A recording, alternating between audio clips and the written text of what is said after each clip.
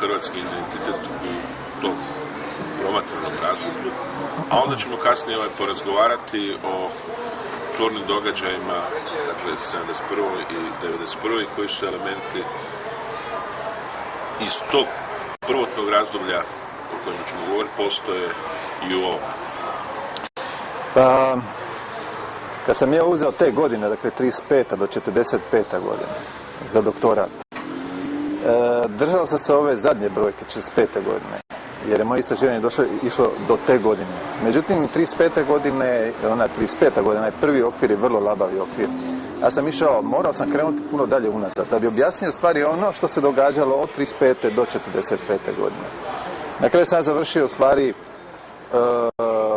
došao sam do Jovana Cvijića, to je početak 20. stoljeća. Došao sam do Milana Marjanovića, koji je također početak 20. stoljeća. Došao sam do braće Radić, koji su isto tako kraj 19. početak 20. stoljeća, pogotovo njegov brat, Stjepanov brat Antun. I da bi objasnio njihove izvore, morao sam doći čak u Rusiju, Tolstoja i ruske slavjanofile, dakle 30-40. godine 19. stoljeća. Čak sam morao krenuti još dalje unazad, pa doći do Herdera, jer je i on u stvari nadahnuo ruske slavjanofile. Bio je barem jedan od tih nadahnuća. I možda bi mogao ukratko reći ovako stvari, one moje zaključke iz tog teksta, iz tog rada. Kad se stvarao hrvatski identitet u tom razdoblju, a naglasak je bio u stvari, odnosno stvarali su ga upravo ova dva politička pokreta, Hrvatski seljački pokret, HSS kao glavna u stvari praktički jedina politička stranka u Hrvatskoj u to vrijeme, i ustaški pokret koji će u stvari, odnosno nacionalistički pokret koji će voditi glavnu riječ u NDH. Oni su nisu imali su samo dva izbora u traženju one slike Hrvata, odnosno identiteta Hrvata u to razdoblju. Oba dva identiteta u stvari stvarena su već prije njihovog razdoblja, zato sam se morao vratiti unazad, i stvarena su stvari na drugom mjestu nego u Hrvatskoj. One su stvari stvorene u Europi. Hrvatski seljački pokret oslonio se na sliku koju su stvorili ruski slavjanofili, a oni su opet u stvari tu sliku preuzeli od Herdera i od njemačkog romantizma. Hrvatski nacionalisti tog vremena, dakle kraj 30. godina i ustaški pokret u NDH, oni su također preuzeli sliku, ali također sliku koja je stvarena izvan tog pokreta. I što je vrlo zanimljivo, vjerojatno današnjim ljudima, ona je stvorena u okviru jugoslavenskog nacionalizma. Nju je stvorio, odnosno popularizirao u najvećoj mjeri Jovan Cvijić i hrvatski pravaši koji su bili jugoslavenskog usmjerenja prije Prvog svjetskog rata. Možete nam reći koje su to osnovne vrednote koje bi karakterizirali ta dva pola? Vrlo jednostavno. Herderova slika Slavena, a to je slika Slavena koja će u stvari prevladati u 19. i u prvoj polovini 20. stoljeća, je bila tada da su Slaveni dobrice. Slaveni su radnici, oni su marljivi, oni su gostoljubivi, oni su dobri, oni su dobročudni, miroljubivi. Njima nasuprotstavljeni su Njemci, odnosno Germani. Germani su poduzetni, Germani su osvajači, Germani su stvaratelji Europe, jer je Europa u stvari nastala germanskim osvajanjem Zapadnog rimskog carstva. Odatle nastaju države koje će zateći Europu, odnosno doba nacionalizma u 19. stoljeću. To je slika Slavena kako razvija njemački romantizam. I tu sliku preuzimaju ruski slavjanofili, ruska općenito kultura, dakle nastavljači ruskih slavjanofila, a zatim je to preuzimaju u gotovo potpuno jednakoj slici Antun Radić i Stjepan Radić i ukorporiraju je u Hrvatski seljački pokret. I njihovi nastavljači, Vlatko Maček i drugi, također će raditi na toj slici i nastojati u stvari ukalupiti sve Hrvate u tu sliku, i tu će nastati problem. Druga slika je slika koja je, kako možete pretpostaviti, u stvari potpuna suprotnost ovoj. Dakle, Hrvati kao ratnici, kao, možete reći, divljaci, i to je slika koja je postojala, slika Slavena, koja je također postojala uz ovu koju sam malo prije pričao u Europi. A opet je vezana direktno uz nas jer su je raznosili u stvari hrvatski krajišnici i putopisci po hrvatskim krajevima.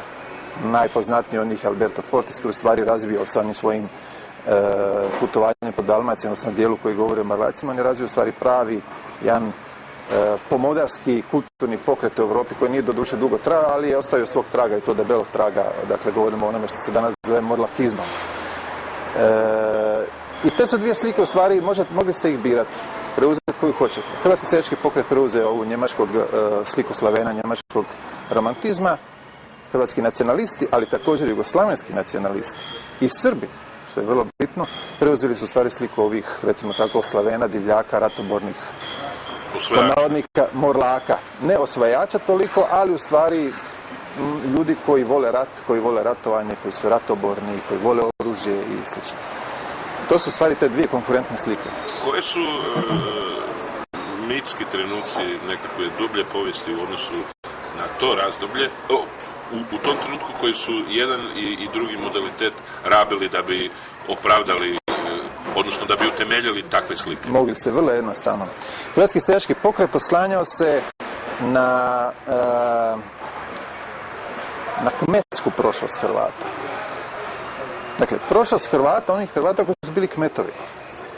Ne onu neku kao država kraljevi i to, nego... To je uvijek postojalo. To postoji kod jednih i kod drugih. I ni jedni ni drugi neće se u stvari odreći pozivanja hrvatsko povijesno pravo, državno pravo. Dakle, svi oni u stvari izniču i u neki, sve su to odvjeci Ante Starčevića. Dakle, sve su to odvjeci pravaštva. Hrvatski seljački pokret i jugoslavenstvo, hrvatsko jugoslavenstvo i ustaški pokret i hrvatski nacionalisti. Sve su to razgranalo se pravaštvo. I nitko od njih neće dovoditi u pitanje to hrvatsko državno pravo, povijesno i tako dalje. I svi će se oslanjati na to. Ali kad se ide graditi u stvari slika Hrvata, onda se drugačije strategije izabiru. Kako rekao, hrvatski seljački pokret nastaje i traži svoju bazu političku. Među ljudima kod kojih je još uvijek živo sjećanje na kmetsku prošlost. Nje se često sjećaju, često je spominju Antun i Stjepan Radić, ali spominju isto tako i njihovi sljedbenici. Čak, zanimljivo je meni jako, čak i oni čija obiteljska prošlost, čije porijeklo nije imalo veze sa kmetstvom. Naprimjer, Mihovil Pavle Miškina je gradio svoju književnost upravo na tom osjećaju povrijeđenosti kmeta. Premda on sam u stvari nije dolazio iz kmetskog mjesta, dakle to je mjesto koje je u stvari bili slobodni vojnici, slobodni seljaci vojnici. Matija Gubec, dakle mitski lik u stvari, koji je bio u svoje vrijeme skoncentriran samo tu u ovome kraju gdje smo mi sada, proširio se po čitavoj Hrvatskoj kao mitski lik, upravo zahvaljujući tom angažmanu Hrvatskog seljačkog pokreta i snazi HSS-a. A ova druga strana neke povijesne bitke, šta li? Ova druga strana je jednostavno se mogla pozvati na krajišnike, na hajduke, na morlake, na uskoke. Isto tako, imalo je jako puno materijala da bi taj identitet ispunio nekakvim povijesnim sadržajem. On se također mogao pozvati, kao što se vrlo često pozivao, na onu krajišku sudbinu Hrvatske, dakle Hrvatske kao antemurale Christianitatis. U kojoj mjeri, kada bi taj vremenski isječak usporedili sa istovjetnim i sličnim događanjima u Europi, u kojoj to bilo anakrono u odnosu na tadašnji trenutak Europe? Pa u stvari ne, nije bilo anakrono. Ako je i bilo anakrono, bilo je u jednoj vrlo maloj mjeri. U stvari puno manje nego što bi mi danas postavili. To je modernistički pokret za ono doba. To je u stvari modernistički pokret. To je pokret koji je u stvari, to je pokret koji slijedi htio sam reći engleske, ali u stvari evropske trendove. Njih su smišljali na kraju ljudi koji su bili vrlo često obrazovani izvan Hrvatske u Europi. Prag, Beč, Graz. Tu su se oni školovali. Dakle, oni su se napajali u stvari iz praktički iz izvora, samih izvora. Zato je taj modernizam u to vrijeme u tom smislu malo kasnije u Hrvatskoj. Može se reći da je to moderno. Slavenstvo shvaćeno kao nekakva politička pragma. Mislim, to su ipak dva pola koji su imali različite poglede na najgrublje rečeno bliže Slavene, dakle svoje okružje. Kako je ta komponenta tretirana? U kojoj mjeri su internacionalistički momenti kod ta dva pola prisutni?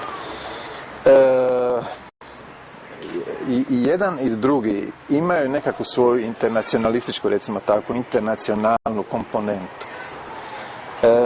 Hrvatski seljački pokret ima slavenstvo i ono je vrlo izraženo. Slavenstvo koje je usmjereno prema Rusiji. Međutim, to slavenstvo Hrvatskog seljačkog pokreta može vrlo lako izdvojiti one istočne slavenske susjede. Dakle, oni koji su problematični, a to su Srbi bili. Dakle, govorimo o razdoblju nakon 1918. godine do 1941. odnosno 1945. godine, sve se svodi na sukob između Hrvata i Srba. I mogli ste lako isključiti Srbe iz te slike zbog toga što su Srbi bili netipični Slaveni. Dakle, Srbi su bili narod, u Srbe možemo ubrati Crnogorce kao što se tada ubrajalo. Srbi su bili potpuno atipični Slaveni, Slaveni koji su ispadali iz općenite slike onog mirotvornog, miroljubivog Slavena. I zato je Hrvatski seljački pokret, kad je inzistirao na slici Slavena, kako je razvio njemački romantizam, Herder i ruski slavjanofil, mogao to vrlo lako upotrijebiti da bi se odvojio od Srba. Jer je na taj način rekao, mi smo Hrvati pravi Slaveni, Srbi nisu. A Hrvatski nacionalistički pokret, koji je slavenstvo u stvari odbacivao zbog toga što je smatrao da je slavenstvo ono što nas približava Srbima i da je slavenstvo ono u stvari što nas je usmjerilo ka jugoslavenstvu koje je bilo promašaj. Oni su također imali jednu nijansu, recimo tako jedan detalj internacionalni, a to je u stvari pozivanje na Europu i pozivanje na zapadnu Europu. Pozivanje na onu sliku, poznatu sliku koja je još danas, ja mislim, vrlo živa, bila je živa pogotovo 90. godina. Dakle, Hrvati su zapad, Hrvati su rub zapada, Hrvati su nekakva krajina zapadne Europe, recimo to tako.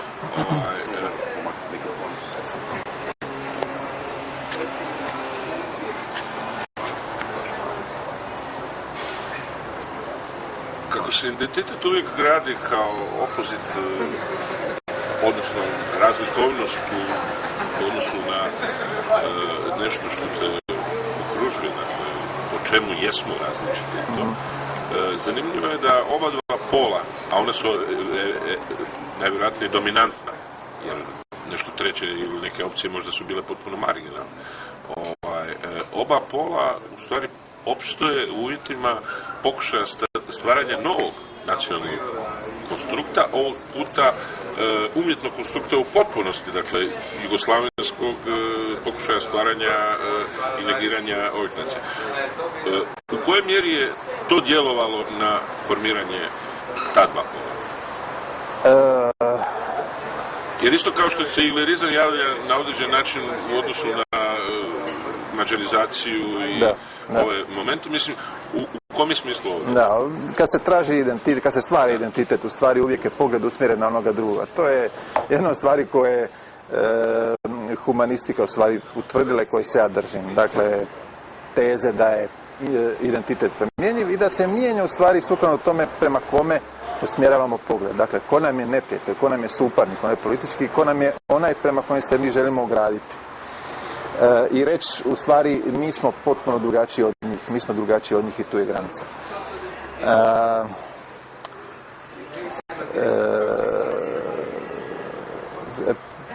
Vidite, mislim, to i sami znate i u pitanju ste to spomenuli, taj se pogled usmjerenja na drugoga mijenjalo s vremenom.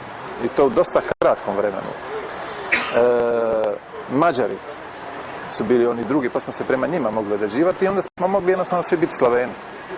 Austrijanci također, dakle Njemci, austrijski Njemci, također je bio vrlo jednostavno s njima. Mi smo Slaveni, oni su Germani. I napravili smo crtu. Međutim, od 1918. godine u potpunosti, ali i prije 1918. godine u jednom smjeru hrvatskog nacionalizma, onim frankovačkom pravaštvu, pogled onaj drugi, pogled prema onome drugome, pretvara se pogled prema Srbima. Srbi postaju oni drugi i prema njima se moramo u stvari odrediti. Ne prema jugoslavenskoj ideologiji. Jugoslavenska ideologija je doživjela smrt 1928. godine kad su pucali na Radića i njegove drugove u parlamentu Beogradskom. 1929. godine dolazi diktatura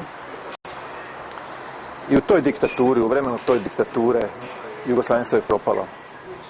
Kad čovjek gleda političku situaciju u Hrvatskoj, u vrijeme kad se ona počinje življe razvijati 35. godine i kad gleda kulturu, onda vidi jednostavno da jugoslavenstvo više nije problem. Nitko ga više u Hrvatskoj ne prihvaća. Dakle, to je nešto što je odbačeno od 1928. godine, od ljeta 28. godine do 1935. godine.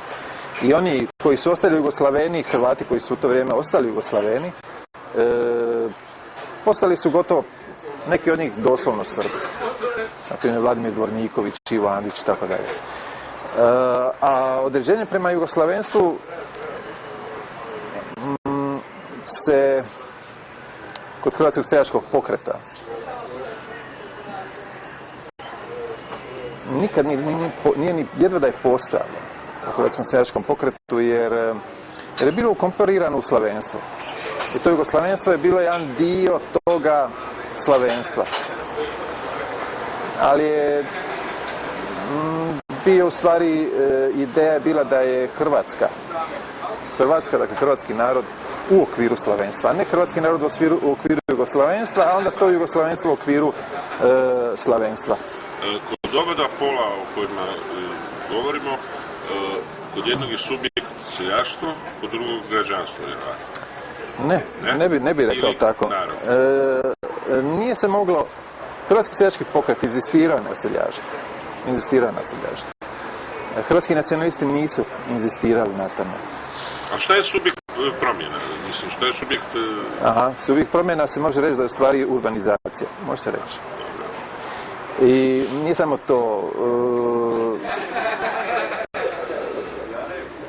Jugoslavenstvo. Evo, vratimo se nazad na jugoslavenstvo. Iz današnje perspektive posve jasno da je ona propala ideja. I 35. godine se također moglo činiti kao vrlo jednostavno propala ideja. Međutim, u vrijeme kad se ono stvaralo, ono nije bilo bez logike svoje. Ta logika se oslanjala na kulturnu sličnost između Hrvata i Srba. I to je jedan od onih velikih problema koje je svako je gradio hrvatski identitet od 35. do 45. godine. Imao je velikih problema sa tom činjenicom.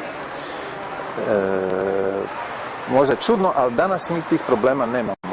Zbog toga što te kulture, stare kulture, one kulture koju je Antun Radić htio proučavati i one kulture koje je Hrvatski seljački pokret htio na neki način zamrznuti,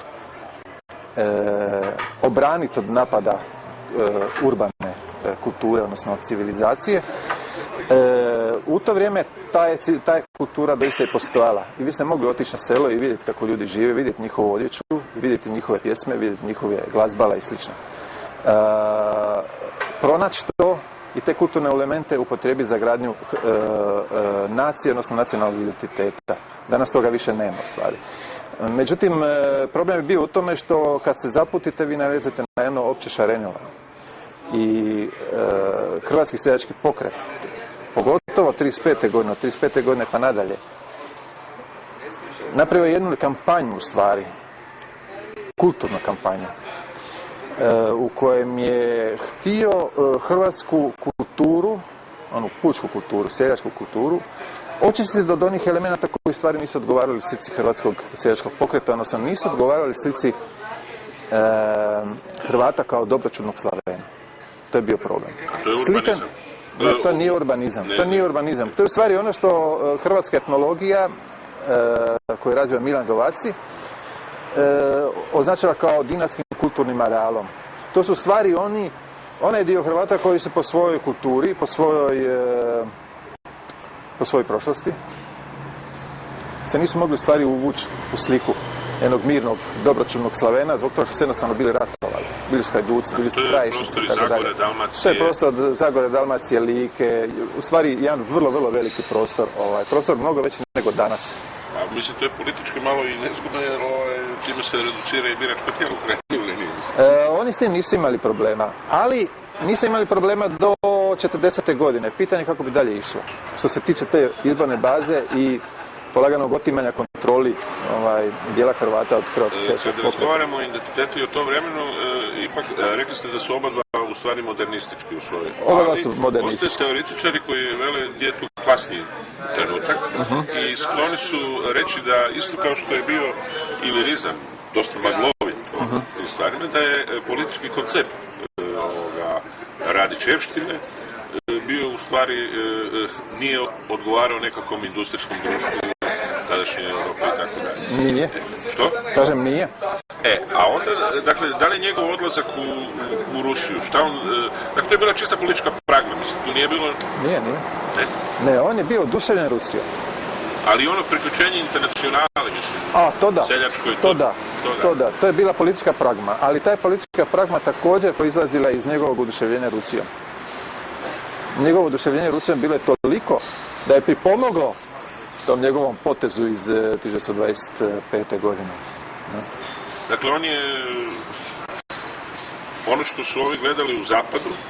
Tako je. On je vidio u Rusiji, odnosno u Slavenima.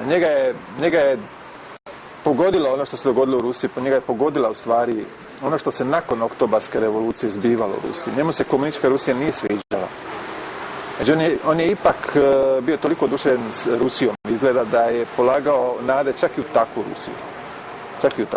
Jer kad govorimo o političkim nasljednicima tipa Mačeka, oni su nekako nama predstavljeni kroz povijest kao anglofili. Oni su anglofili zbog toga što su svi na kraju, nakon Drugog svjetskog rata, završili u anglofonskim zemljama. Zato su oni anglofili, oni nisu stvari anglofili. Ali oni su također imali tu vrlo izraženu oduševljenje slavenstvom. Ali su jednostavno živjeli u drugo vrijeme. Živjeli su u vrijeme u kojem Rusija postala komunistička zemlja. A oni nisu bili komunisti. I zato što se u stvari hvatali možemo reći drugih Slavena, ne više toliko Rusa. Ali također slavenstvo je bilo vrlo izraženo i kod njih. I onda, dobro, i onda dolazi ta prelomna 41. Dio od ta dva pola postaje, stvara se država. Da. A dio, mislim, postaje i dijelom oslobodilačkog pokreta.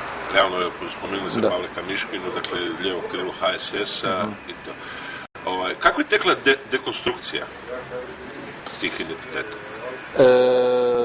do 45. godina je jednostavno ne bih rekao toliko prekratko razdoblje.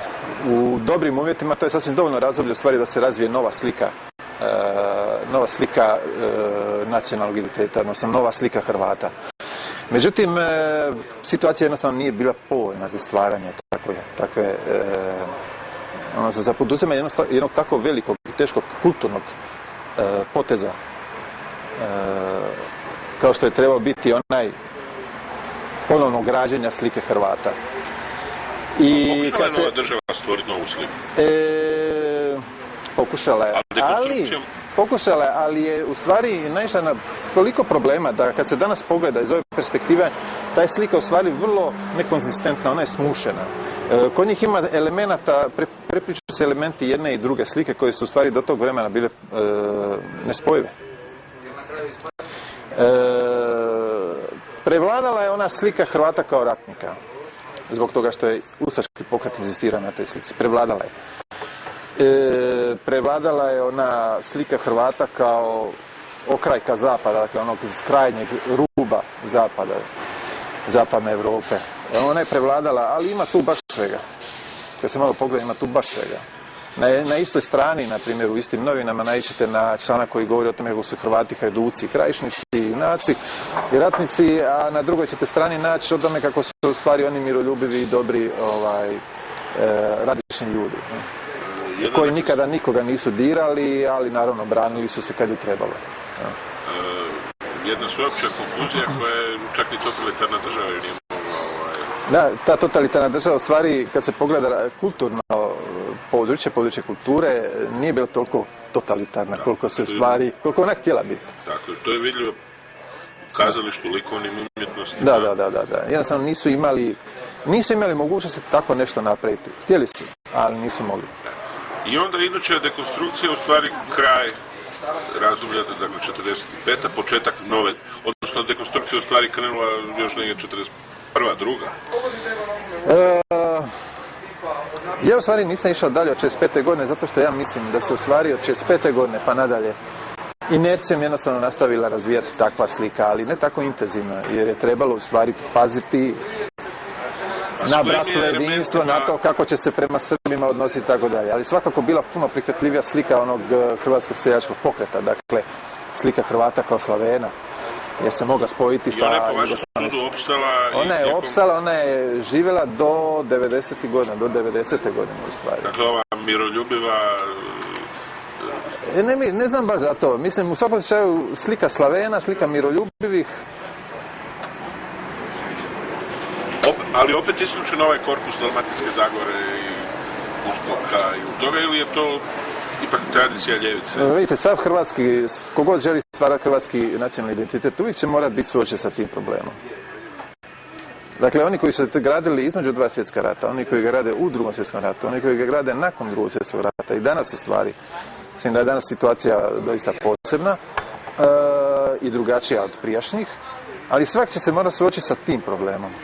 Sa problemom kako spojiti u stvari miroljubivost Hrvata sa, na primjer, prošlosti u kojoj je bilo jako puno trenutaka koji se jednostavno moralo ratovati, recimo tako. Evo. I razvijati ratnička kultura, naprosto ratnička kultura. Kako spojiti, na primjer, sliku Hrvata i onog mita koji je u stvari vrlo uporan u hrvatskoj kulturi, dakle Hrvata kao predviđa kršćanstva, odnosno Hrvatske kao predviđa kršćanstva, kako to spojiti sa miroljubivom slikom Hrvata koji samo rade. To je problem. Prevladava ova tu jedna hrvatskog seljačkog pokreta, ali idu te dvije slike usporedbo i nema osobitog napora u gradnji te slike. On će se intenzivirati, sasvim razumljivo, od 1990. godine. Ali kad govorimo o tom razdoblju, ipak je u slici, u predodžbi hrvatskog naroda čovjeka to ubačen taj nekakav klasni moment. Koliko je on umjetno konstruiran, a koliko je on povijesno uvjetovan? Klasni, mislim da bi se u stvari moglo govoriti samo o dvije klase koje imaju smisla, o kojima ima smisla govoriti kad govorimo o hrvatskom identitetu, a to su seljaci i građani. Jer ne vidim stvari kako bi moglo biti razlike između radnika i ne znam nekog iz neke više klase ili srednja klasa i niža klasa. Tu neke promjene u stvaranju identiteta ne moglo biti, ali ovome prilično bitno ta urbanizacija koju je doživjela Hrvatska u 20. stoljeću je znatno utjecala na hrvatski identitet i uopće na proces, na pokušaj i metode, u stvari načina na koji se stvara nacionalni identitet. U tom smislu je nama danas, odnosno onome ko danas želi stvoriti hrvatski nacionalni identitet, dakle, sliku Hrvata koja će obuhvaćati sve Hrvate, odnosno s kojima se svi Hrvati danas mogu identificirati, danas je puno lakše nego što je bilo hrvatskog seljačkom pokretu, na primjer, 30. godina, kad su pokušavali to napraviti. Naprosto zbog toga što je ona kultura koja je dotad postojala, ona je sada smještena u knjige, u muzeje, ona više ne živi, ona je umrla. Ona postaje gradivo u knjigama. I mi ga učimo kroz knjige. A to je potpuno drugačije nego u stvari ga upijati, kako bih rekao, življenje. Tako je to.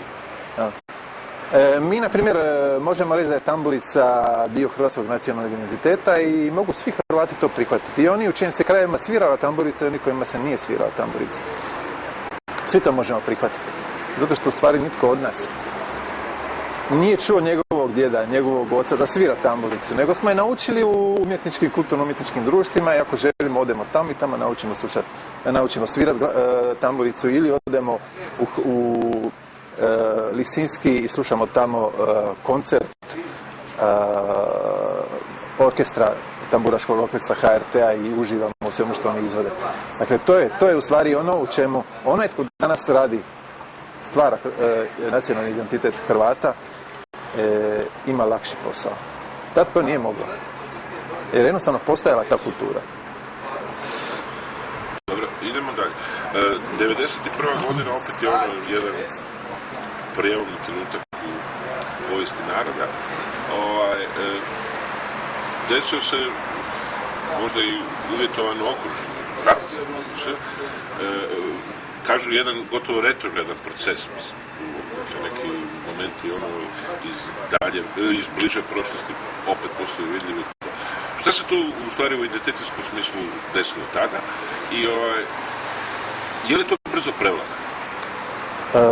Vi ste u jednom prijašnjem pitanju bili pitali ste me jesu li kasnili oni koji su stvarali hrvatski nacionalni identitet, tu sliku Hrvata 30. godina, jesu li kasnili u odnosu na Zapad ili Europu? Ja sam rekao da nisu tako. Ali 90. godine, u stvari 90. godina i rat, stvaranje Hrvatske nacionalne države, 90. godine svakako je bilo u stvari jedno debelo kašenje u usporedbi sa Europom. Jer smo mi u stvari morali proći 50 godina nakon što je Europa završila svoje doba nacionalizma. Mi smo ga morali tek tad završiti. Tek 90. godine može se reći da mi kasnimo za Europom, recimo otprilike pola stoljeća ili nešto manje bi ipak rekao. I iz perspektive Europe u to vrijeme svakako smo mi djelovali retrogradno u tom smislu. Ali što je zanimljivo, po mom mišljenju, mi iz današnje perspektive nas samih izgledamo retrogradni u tom vremenu. A to znači u stvari da smo napredovali. Da se u stvari jedan preokret dogodi jako, jako brzo. A dogodio se po mom mišljenju 99. negdje 99. 2000. godine. Simbolično je bilo to 3. siječnja 2000. godine. To je simboličan trenutak prekida i vraćanja, kako bi rekao, sustizanja Europe. Jednog vrlo brzog sustizanja Europe. Koje su to onda društvene vrednote koje su sad postale ujedno dominantna obilježja tog identiteta oko kojih bi se svi nekoliko elemenata mogli mi složiti sada? Ja gotovo da bi se sudio reći da je meni u stvari ja sam rekao da je danas lak posao onome ko želi napraviti nacionalni identitet. A da se meni kaže da ga ja gradim, ja ne bi znao kako da ga napravim. Naša kultura danas je kultura u stvari Amerike, danas je to kultura Zapada. Naše su kulturne vrednote Zapada. Ja ne vidim tu nekih mogućnosti osim nekih detalja koje su gotovo pa nevažni, recimo tamburice i slično, ili licitarska srca, ili dinarski ples, čak i ojkanje ili slično. Dakle, ono što se sad stavilo pod UNESCO. Doista...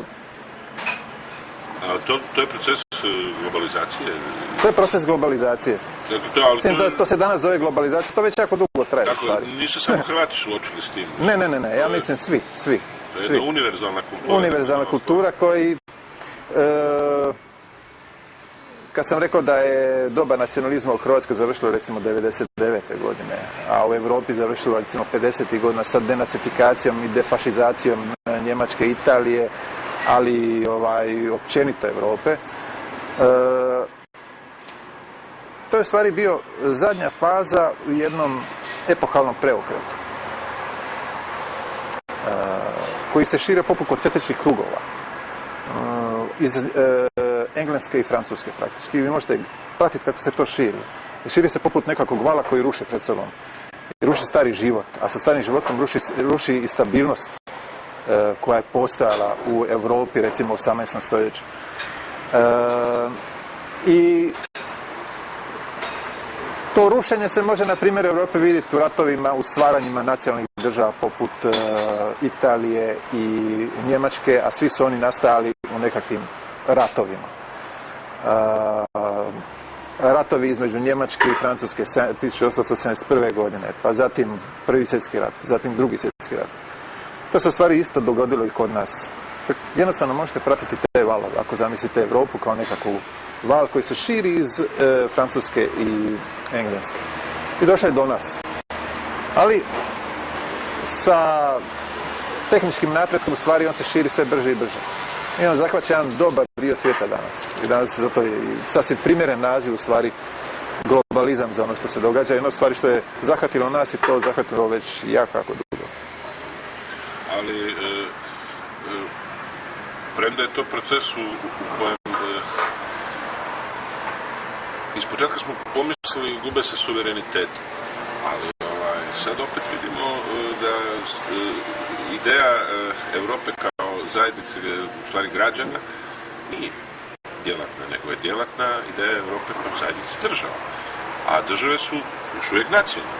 Dakle, entiteti još uvijek opstoje u tom nacionalnom okviru. I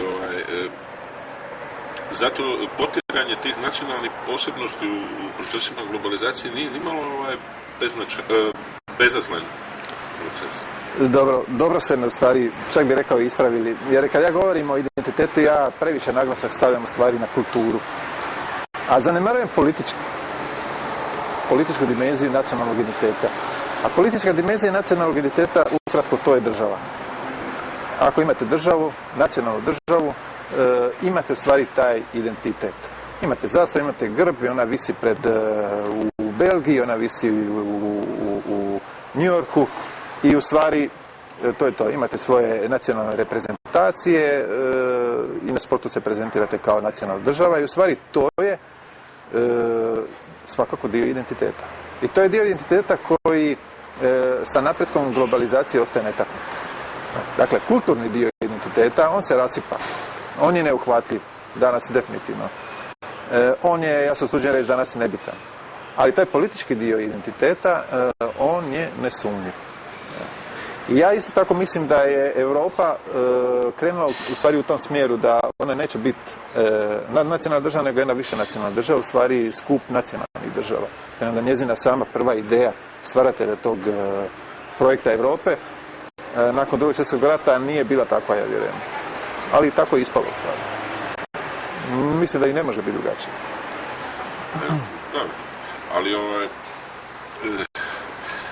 jer kad mi smo ostvarili državu 90-ih, onda se u određenim elementima ima osjećaj da smo od ideje države, možda zato što nas se u povijesti puno puta sama ideja države i zamjerila, olako je napušteno. Aha. Nije li to tako? Da. Mislim, nije popularno, u Hrvatskoj danas nije popularno govoriti o ideji države kao... Znam ja, točno što govorite i u stvari ja se slažem s tim, na neki način doista tako i meni samom djeluje vrlo često. Ali ostaju vam simboličke stvari koje sam malo prije spomenuo. To vam ostaje. Ako ste zadovoljni tim, onda je to u redu.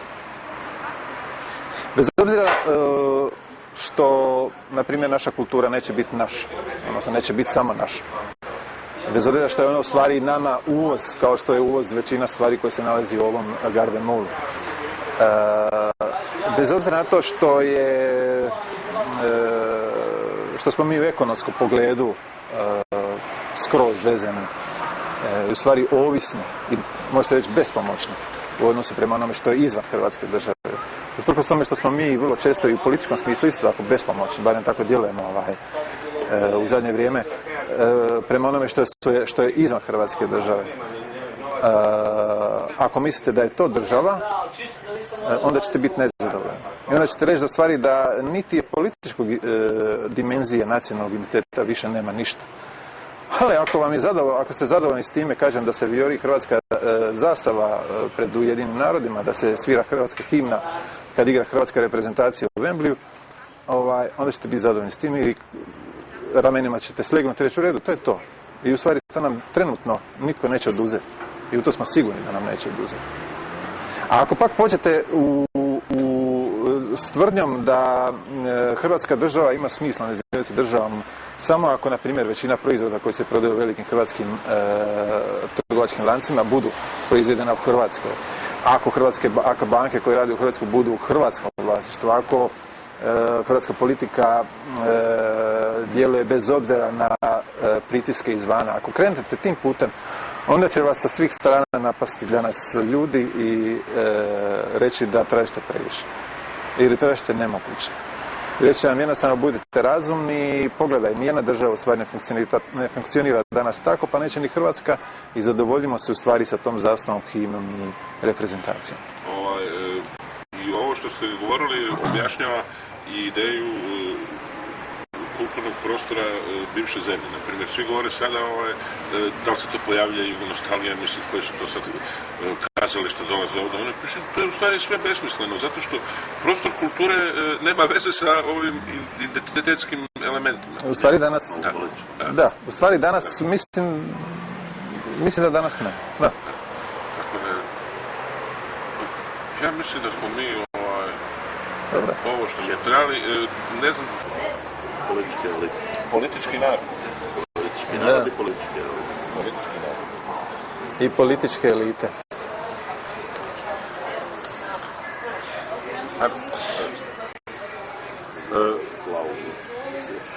To je... Danas nam ta ideja utemeljenja države, kao države građana, još uvijek izgleda prilično daleko od političkog realiteta u kojem živimo. No kad vidimo kako su konstituirane politički narodi u Europi koju mi sad pristupamo, vidimo da ideja, odnosno entitet etniciteta je popustio, ne popustio, nego prvo je identitet građana, a onda nastupaju svi drugi identiteti. Zašto u Hrvatskoj te stvari idu tako? Neočekivano sporo. U stvari ne znam baš da li ide neočekivano sporo, ja ne. Ali još uvijek imamo stranke sa nacionalnim predznakom i nacionalne manjine. Još uvijek imamo nacionalne manjine koje žele biti definirane čak i ustavom. Da, ali na primjer, kad bi to bilo tako, SDP ne bi, ja mislim, imao nikakve šanse onda dobivati izbore, a SDP ima šanse, odnosno SDP dobiva izbor i po svemu sudeći će ih i dalje dobivati. Na tome nalazili se H ispred nekih slova ili ne nalazi, danas Hrvatima očito nije toliko bitno kao što je bilo 90. godina. U vrijeme kad su stvari nastajale sve, ili barem većina onih stranaka koje vidimo danas na hrvatskoj političkoj sceni. Tako da mislim da Hrvatska danas, ja ga barem ne vidim problem u tom smislu. Mislite da će u Hrvatskoj u neko izgledno vrijeme moguće biti da pripadnik određenog drugog entiteta koji nije Hrvat bude se izjašnjavao kao građanin Hrvatske i u političkom smislu kao Hrvat? Ako je dogledno vrijeme 10 godina, mislim da ne. Ako je dogledno vrijeme 25 godina, mislim da da. To mogu sasvim zamisliti. Ako se bude išlo ovim putem koji se ide trenutno, mogu zamisliti 25 godina tako nešto.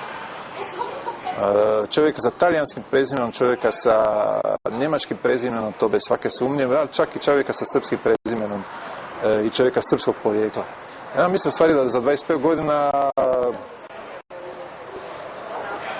kaže kako sad ide stvari, to je zamislivo. Bilo se onda princip da je neko u profesionalnom smislu bude pripadnik nacionalne manjine? Profesionalno. Dakle, ako bude u stvari pripadnik nekakve stranke koja ima S na svom početku. To već ne znam. U to nisam siguran. Za 25 godina ne bi rekao da će biti tako blisko, ali ne znam. Za kraj razgovora bilo bi dobro da ocijenimo hrvatske političke elite u jednom kraćem vremenskom redoslijedu, evo, idemo 20. stoljeće. Kad se govori o političkim elitima, to je gotovo pa jedna izlizana riječ danas u hrvatskoj kulturi i hrvatskoj političkoj kulturi. I na neki način je to riječ koju koristimo u pežorativnom smislu gotovo. A elita u stvari više riječ elita ne odgovara onome njenom pravom značenju. I kad se govori o političkoj eliti, uglavnom se govori kritički i sa žaljenjem da naše političke elite već jako dugo nisu u stvari dorasle poslu koji treba obavljati. Sad bi ja tu dodao jedan element koji mene u stvari najviše brine. Ja se mogu složiti sa takvim stavima u hrvatskoj političkoj eliti i zadnjih dosta godina, ali moramo paziti pri tome da živimo u demokraciji u stvari, da političke elite nisu odvojene od naroda, od njihove političke baze, dakle oni koji ih biraju. Također bih dodao da kad se to pogleda u hrvatskoj povijesnoj perspektivi u zadnjih recimo 100-tinjak godina, imamo političke elite s kojima ja osobno, na primjer, nisam zadovoljan. Međuratno razdoblje koje mene najviše zanima i NDH pokazuju da naše političke elite ni tada nisu bile dorasle trenutku, niti sa jedne, niti sa druge strane. Osim ako pod naše ne smatramo i hrvatske komuniste koji su očito bili dorasli u toj situaciji. U tom trenutku Ante Pavelić, Vlatko Maček, o obojici ja moram reći imam dosta loše mišljenje.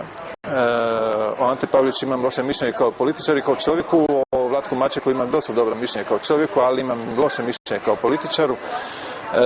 Oni su bili vođe Hrvata u ključnom trenutku ne samo Hrvatske, nego uopće svjetske povijesti. Dakle, početak Drugog svjetskog rata. Obojica su odigrali lošu ulogu. Iz ove povijesne perspektive sasvim jasno vidimo. Međutim, ja se vrlo često pitam, u situaciji u stvari u kojoj jedan narod teži stvaranju nacionalne države, a to je situacija kasnih 30. godina, bez svake sumnje za hrvatski narod. Jedan narod, nacija, mora u taj proces, u taj pokušaj, mora dati sve svoje snage. Mora iznjedriti ono najbolje što ima u stvari. I sad se postavlja pitanje, ja postavljam pitanje kao Hrvat u stvari.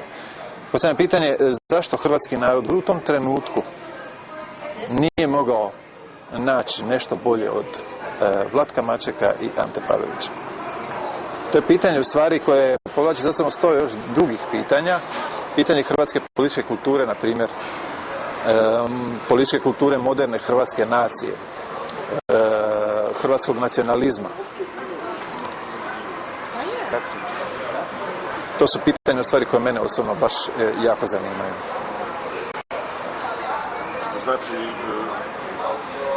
iznjedriti neko koji može odgovoriti na izazove vremena. Tako je.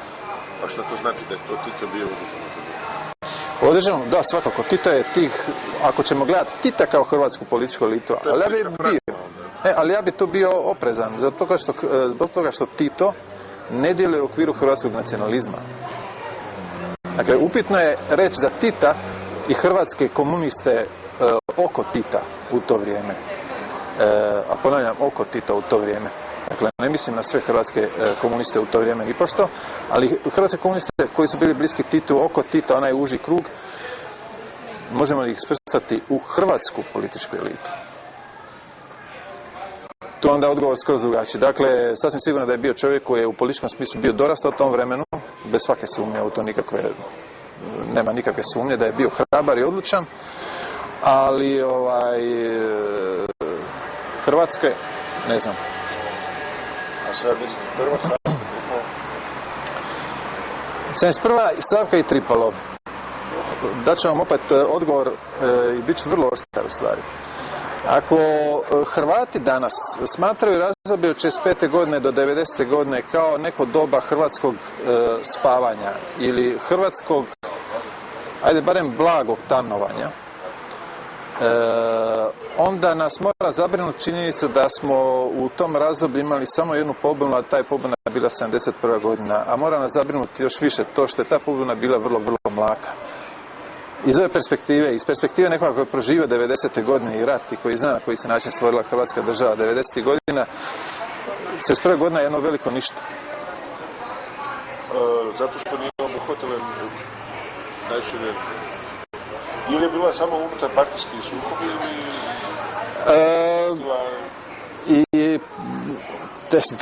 Sad me već pitate stvari koje me odvlače. Mogu ja puno toga govoriti. Ali zašto ja mislim da je 71. godina jedno veliko ništa? Između ostalog, način na koji je ta pobuna provedena, odnosno motiv koji se predstavljao kao razlog te pobune, a motiv je bio čisti računi. Reformski je bio... Reforma, devize, gdje su nam pare. Odvojao je hrvatski nacionalizam u jednom smjeru koji je u stvari za svaki nacionalizam neodrživ. A to je smjer koji u stvari traži ispunjenje jednog u biti čisto političkog prava nacije, ljudske zajednice na vlastitu političku zajednicu, dakle nacije na nacionalnu državu, usmjerava je u jedan ekonomski smjer. Dakle, dajte nam pare i da ja budem sit. Krivi smjer.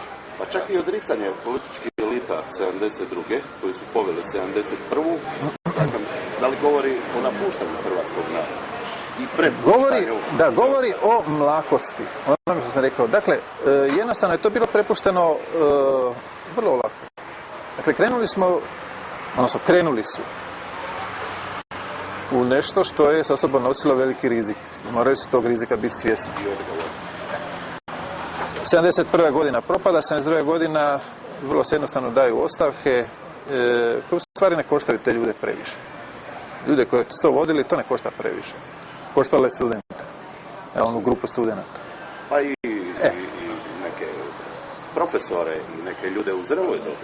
Da, u redu, to je, ali naprosto pitanje koliko ih je poginulo. Ali za razliku od Praškog proljeća gdje je politički moment demokratizacije bio u prvom planu. Zato je ni politički drugačije valoriziran. Mislim da je on drugačije valoriziran zbog nekoliko razloga. Prvo, bio je spektakularni. U Praškom proljeću snage Varšavskog pakta, pod navodnike Rusi, su morali doći sa svojim tenkovima u Prag da bi to suzbili. To nije bilo potrebno za Zagreb i Hrvatsku. Dakle, nije bilo vojske, ako ne računamo pod vojskom manevre koji se u Sunju održavali, koji ipak nije to.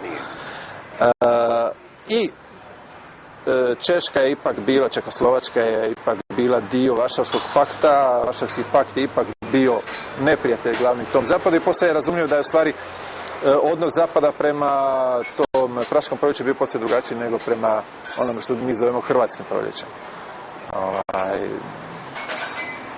Jednostavno nije bilo razloga po mom mišljenju da Zapad posveti neke veće pažnje onome što se događalo u Hrvatskoj 71. godine, naprosto zato što u stvari to nije bilo spektakularno. To je bilo mlako. Smo već prešli tih zadnjih 100 godina, da bi razgovor bio kompletan, moramo još jedno ime spomenuti. To je Franjo Tuđman. Franjo Tuđman je uz Tita, po mom mišljenju, bio jedini Hrvat koji je vladao. Koji je u stvari na sebe preuzeo odgovornost da vlada.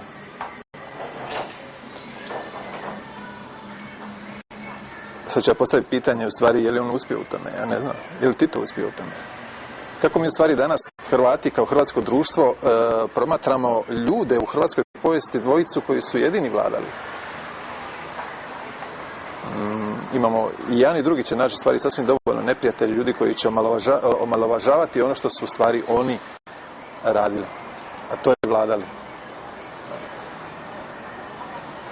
I jedan i drugi su u stvari, kad se pogledaju u jednoj perspektivi hrvatskog nacionalizma, odnosno razvoja Hrvatske,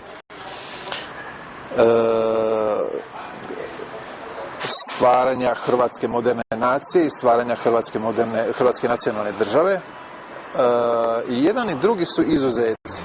S tim da, kako rekao, ja bi Tito stvari maknuo od toga. Jer Tito se ipak ne može. Ja znam da spada da ulazimo u jedan sklizak terena, ali po mom mišljenju ipak se ne može svrstati u taj niz hrvatskih političara čiji je cilj bio hrvatska nacionalna država. Neki će ljudi reći, vjerujem da bi neki ljudi sasvim sigurno imali prigovore na ovo što ja kažem, i ja čak bih rekao da bi mnoge te prigovore uvažio, ali ipak bih makao sad Tita iz toga. A Franjo Tuđman je u tom nizu, ali Franjo Tuđman u stvari ispada iz tog niza zbog toga što nije karakterističan za taj niz. On nije kao, na primjer, Pavelić, on nije kao Vlatko Maček, on nije niti kao Stjepan Radić, jer Stjepan Radić naprosto nije imao trenutka u kojem je mogao vladati. Pitanje je kakav bi on bio da je vladao i da je imao tu priliku, da je ispunio tu svoju želju da doista vlada Hrvatskom. Samo cijelo se postavlja pitanje zašto političke elite koje su naslijedile Tuđmana, dakle, nakon 2000. njegovog fizičkog odlaska, gdje je njima eros za vladanicu, gdje je njima...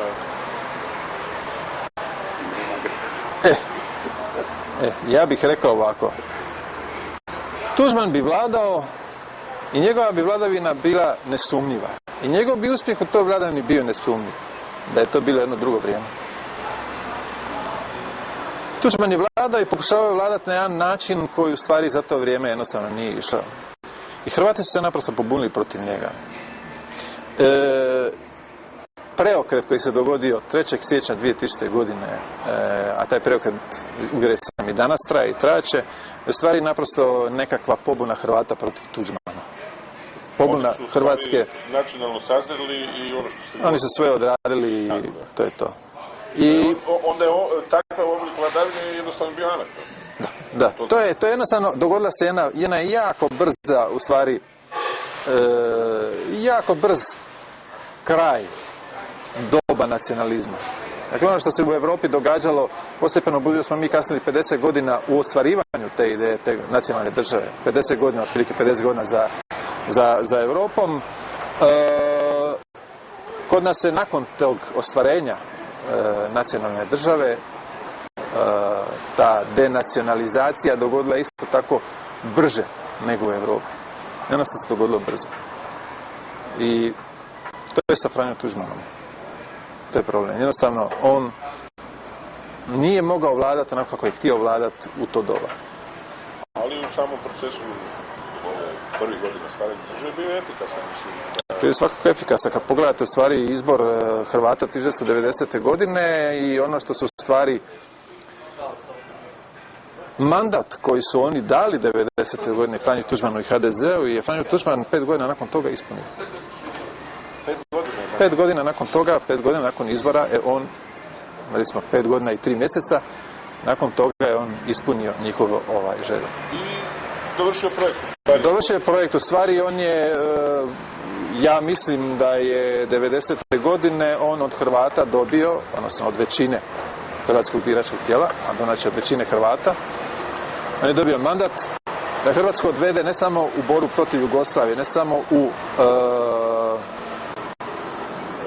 stvaranje nacionalne države Hrvatske izdvojene iz bilo kakve druge državne zajednice, od drugih nacionalnih država.